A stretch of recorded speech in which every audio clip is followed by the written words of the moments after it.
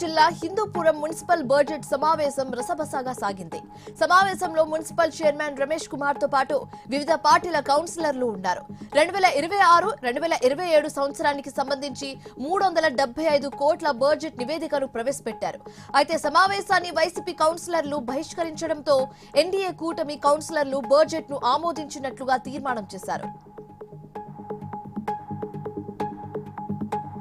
పశ్చిమ గోదావరి జిల్లా నర్సాపురంలో వైసీపీ శ్రేణులు రాజగోపాల స్వామి వారి ఆలయంలో ప్రత్యేక పూజలు నిర్వహించారు. వైసీపీ జిల్లా అధ్యక్షుడు ముదునూరి ప్రసాదరాజు పాల్గొన్నారు. వెంకటేశ్వర స్వామి ప్రసాదాన్ని రాజకీయం చేయటం సీఎం చంద్రబాబు నాయుడు దిగజారుడు రాజకీయాలకు నిదర్శనమని మండిపడ్డారు. పోలవరం జిల్లా రంపచోడవరం డివిజన్ లో వైసీపీ శ్రేణులు వినూత్న నిరసనలు చేపట్టారు. ఎమ్మెల్సీ అనంతబాబు పాల్గొని వెంకటేశ్వర స్వామి ఆలయ మెట్లను శుభ్రం చేసి ప్రత్యేక పూజలు నిర్వహించారు. సీఎం చంద్రబాబు హిందువుల మనోభావాలను గాయపరిచారని విమర్శలు గుప్పించారు. పార్వతీపురం మన్యం జిల్లా పార్వతీపురంలో వైసీపీ శ్రేణులు నిరసన చేపట్టారు. ర్యాలీ చేస్తుండగా పోలీసులు వారిని అడ్డుకున్నారు. దీంతో రోడ్డుపైన బైఠాయించి మాజీ ఎమ్మెల్యే జోగరావు ఆందోళన చేపట్టారు. CM Chandrababu, deputy CM Pawan Kalyan క్షమాపణ చెప్పాలని డిమాండ్ చేశారు. స్వార్థ రాజకీయాల కోసం దేవుణ్ణి కూడా వదలడం లేదని కడప జిల్లా వైసీపీ నేతలు మండిపడ్డారు. దుర్మార్గంగా వ్యవహరిస్తున్న సీఎం చంద్రబాబు బుద్ధి మారాలన్నారు.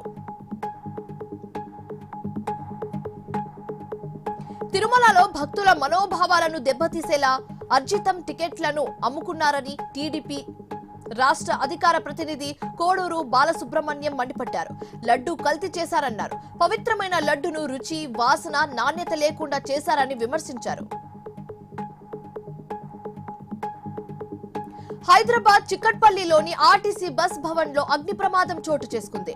షార్ట్ సర్క్యూట్ కారణంగా ఒక్కసారిగా మంటలు చెలరేగాయి. భవనంలో ఉన్న సిబ్బంది భయాందోళనకు గురైనట్లుగా తెలుస్తుంది. అలాగే అగ్నిమాపక సిబ్బంది ఘటనా స్థలానికి చేరుకొని మంటలను అదుపులో చేసే ప్రయత్నం చేశారు. సీఎం చంద్రబాబుపై అనుచిత వ్యాఖ్యలు చేస్తే సహించేది లేదని మాజీ ఎమ్మెల్సీ గుణుమల తిప్పేస్వామి హెచ్చరించారు. మడకశిరలో టీడీపీ శ్రేణులు ఆందోళన చేపట్టాయి. అమ్మటి రాంబాబు దిష్టిబొమ్మను దగ్ధం చేసి అరెస్టు చేయాలని డిమాండ్ చేశారు. ఏలూరు జిల్లా నూజివీడులో కూటమి నేతలు ఆందోళన చేపట్టారు.